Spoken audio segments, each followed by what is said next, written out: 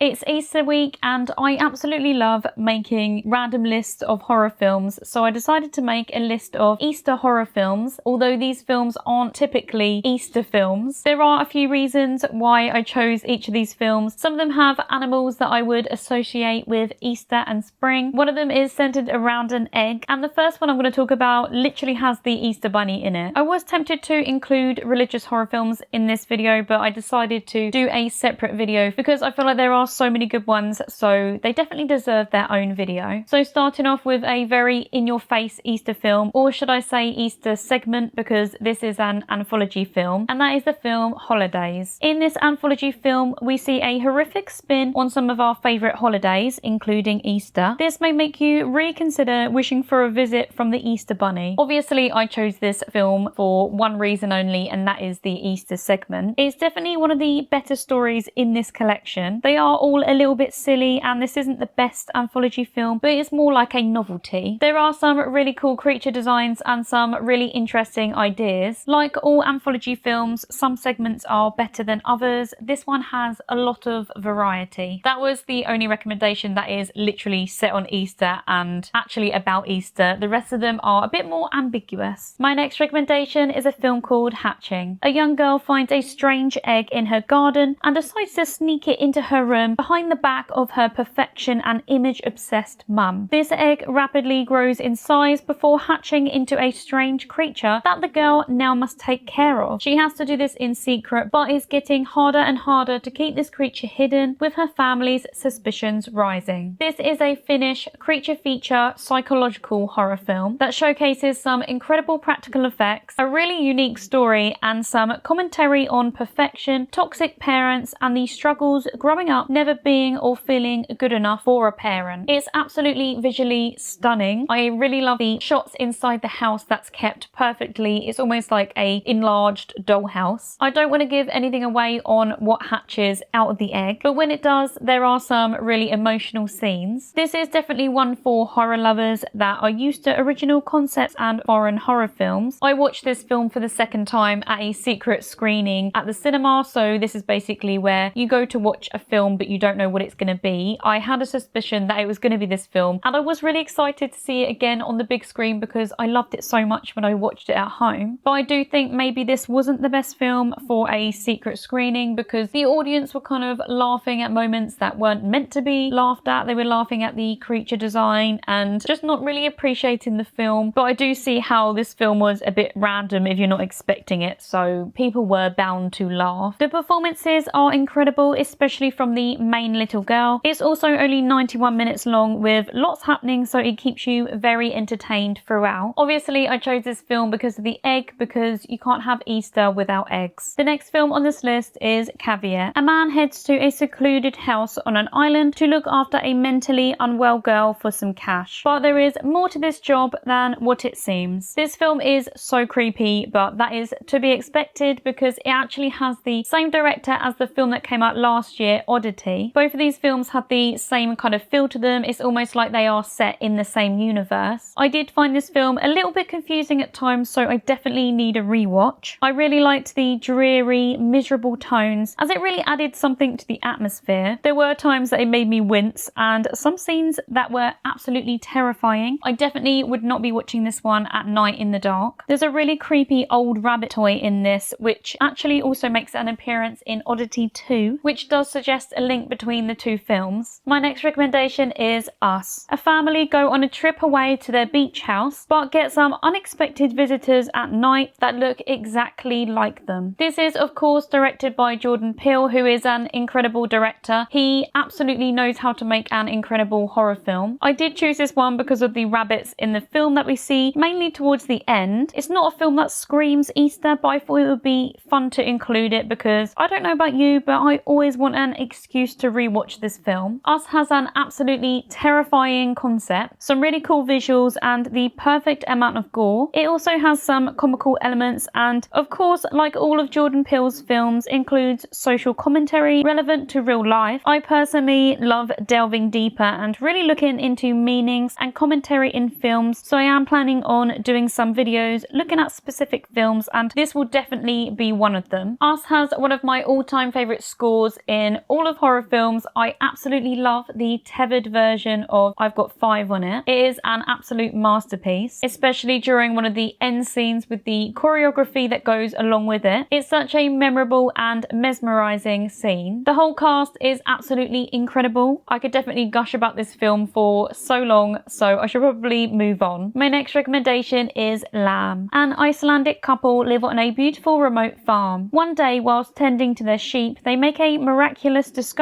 of a newborn lamb unlike any other. They decide to raise it as their own, but things start to get complicated with their new family member. This is a really strange and original concept. I spent a lot of the film smiling and just absolutely loving the lamb so much. Some scenes just make me so happy. The horror elements only really come in towards the end of the film. I would say for the most part it's kind of a drama thriller with little sprinkles of horror here and there. For some reason, in some ways, this reminds me a lot of Stuart Little, which is a really weird comparison. This is like a Stuart Little situation in another universe where it has some horror elements mixed in. It's an absolute beautiful film to look at and an experience that I just will never forget. My last recommendation is Donnie Darko. Donnie is a teenager who is struggling with sleepwalking and visions that blur the lines of reality when he starts to see an imaginary humanoid rabbit. This again isn't straight up horror, but definitely has horror elements and just has to be on this list because of the rabbit called Frank. It came out in 2001 and nothing hits the same as 2000's film. It's very psychological and genre bending as it kind of switches gears as the storyline progresses. When I was younger, I was absolutely terrified of this film and of anything to do with this film. Even though I hadn't actually watched it, I for some reason knew that the song Mad World was in it and it used to absolutely give me the creeps, which I still do understand because it is kind of a creepy sounding song, but I was absolutely terrified of the front cover. I remember my mum having the DVD of it and I couldn't even look at the front cover of it. I don't know why. But when I finally watched it when I was older, it quickly became one of my favourite films. And although this film isn't typically labelled as a horror film, it is one that actually does have some terrifying moments and does kind of creep me out. So I think it should be in the horror category. And that's all the films in this video. If you have any other films that you think would fit into this list, then please do let me know in the comments. As always, thank you so much for watching and I'll see you again in another one soon.